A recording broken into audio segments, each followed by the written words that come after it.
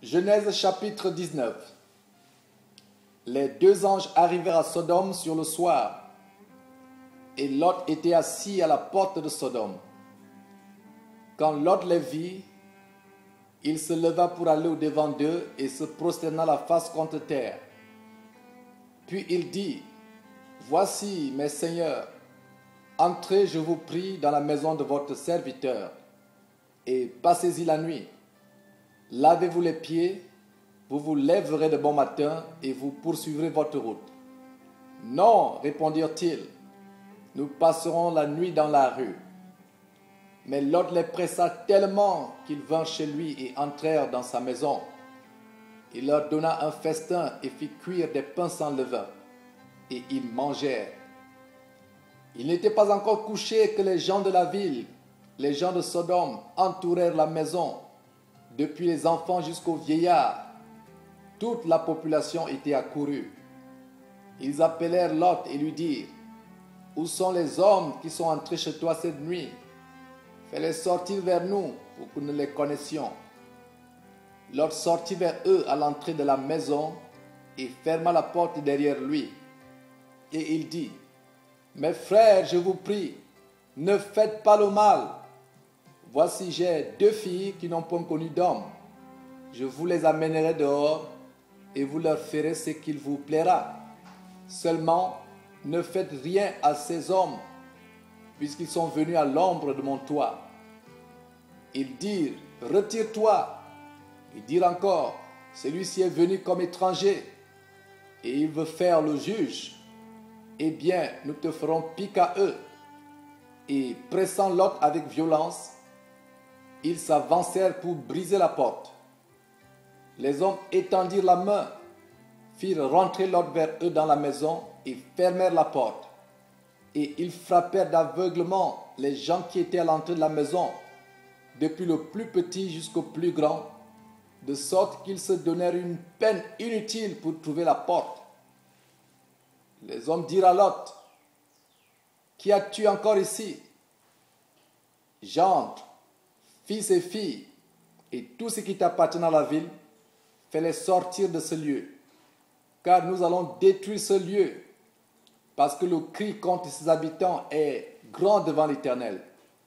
L'Éternel nous a envoyés pour le détruire. » Lot sortit et parla à ses gendres qui avaient pris ses filles.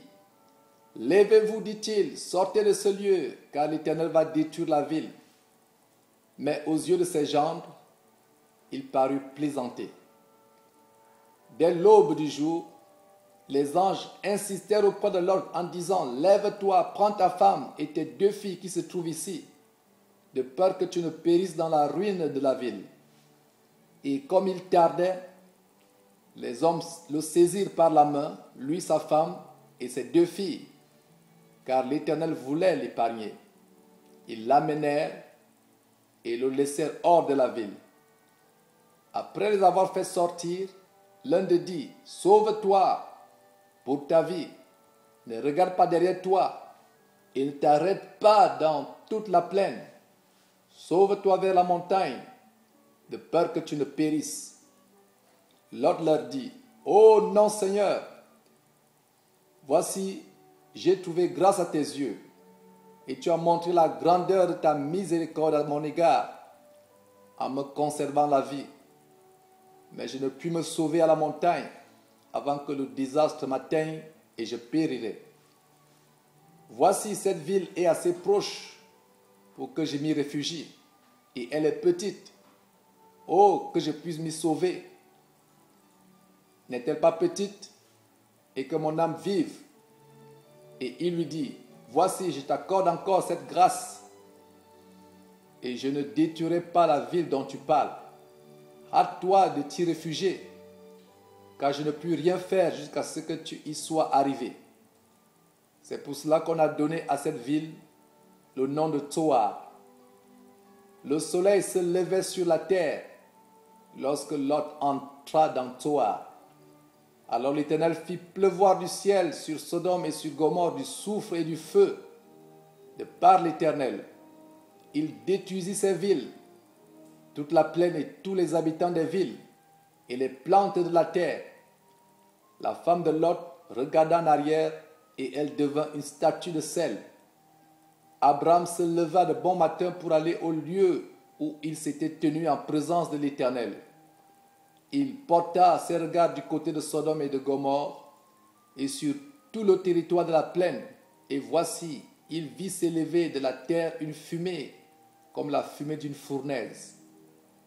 Lorsque Dieu détruisit les villes de la plaine, il se souvint d'Abraham et il fit échapper Lot du milieu du désastre, par lequel il bouleversa les villes où Lot avait établi sa demeure. Lot quitta Tsoar pour la hauteur et se fixa sur la montagne avec ses 2 filles, car il craignait de rester à Tsoar. Il habita dans une caverne, lui et ses 2 filles. L'aîné dit à la plus jeune, « Notre père est vieux, il n'y a point d'homme dans la contrée pour venir vers nous, selon l'usage de tous les pays. Viens, faisons boire du vin à notre père et couchons avec lui, afin que nous conservions la race de notre père. » Elles firent donc boire du vin à leur père cette nuit-là. L'aînée alla coucher avec son père. Il ne s'aperçut ni quand elle se coucha, ni quand elle se leva. Le lendemain, l'aîné dit à la plus jeune, « Voici, j'ai couché la nuit dernière avec mon père, faisons-lui boire du vin encore cette nuit, et va coucher avec lui, afin que nous conservions la race de notre père. » Elles firent boire du vin à leur père encore cette nuit, et la cadette alla coucher avec lui. Il ne s'aperçut ni quand elle se coucha, ni quand elle se leva. Les 2 filles de Lot devinrent enceintes de leur père. L'aînée enfanta un fils, qu'elle appela du nom de Moab, c'est le père des Moabites jusqu'à ce jour.